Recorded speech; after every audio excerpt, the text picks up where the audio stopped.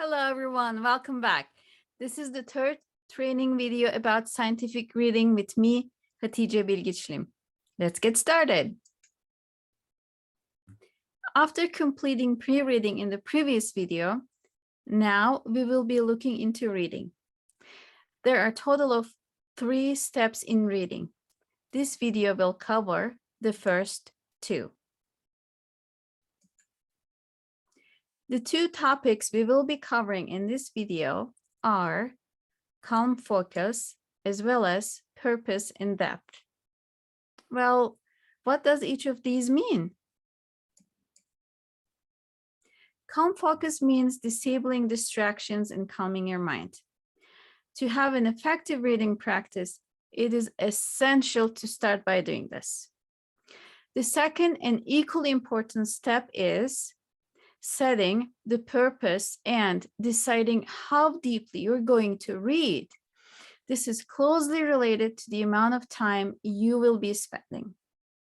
Once you determine the purpose and depth, you are ready for the third and last step, active reading. All right, next, we will go into the details about these steps. We will start with getting calm focus. There are many ways to accomplish this. And of course, you are free to choose a method that works for you. In general, this includes putting away any disruptive items, such as cell phones. Of course, there is no multitasking. And then bringing your attention to naturally calming object. This could be a plant, a tree, or a favorite art piece on the wall. Taking deep breaths and listening to calming music may also help. This will help you to get into a full focus state where you can accomplish a lot in a short amount of time. Now, let's go to the next step. This starts with setting your purpose for reading. As soon as you accomplish that purpose, move on. No one in graduate school has infinite amount of time for reading. Therefore, it is crucial to be strategic and only invest the amount of time and effort correlating with your intended purpose of reading. For example, your purpose could be to understand the background of your topic and previously published results. It could be to determine the current state, to identify gaps or limitations, and maybe to learn new methods. Having a specific purpose allows you to spend your very valuable time on only what's needed. Another important factor for saving time is deciding the depth of your reading. The main idea here is to focus on reading depth that will serve your purpose the best, so that you don't end up spending your time and energy on something that won't make a difference at the end. Here, there are 2 options to choose from. The first is reading for essentials, and it works just like how it sounds.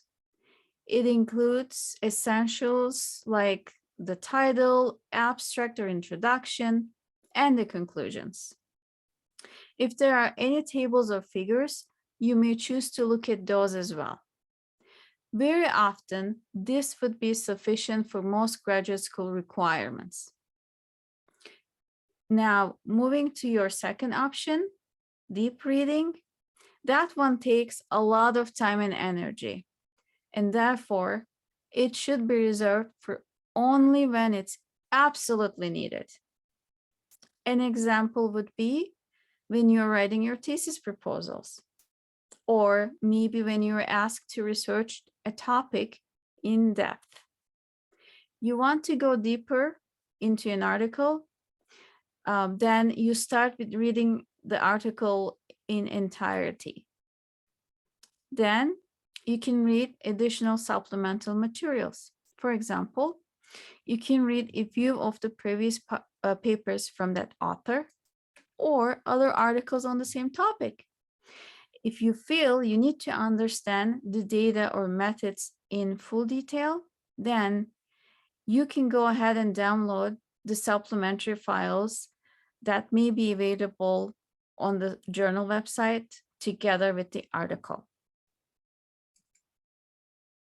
Remember, it's essential to go through this step to be able to save your time during reading. When you have focused and decided the purpose and depth, you have completed step 1 and 2 of reading process. This also marks the end of the third training video. This is work well done. In the next video, you're ready to move on to last step in reading process, which is the action of reading itself. See you in the next one.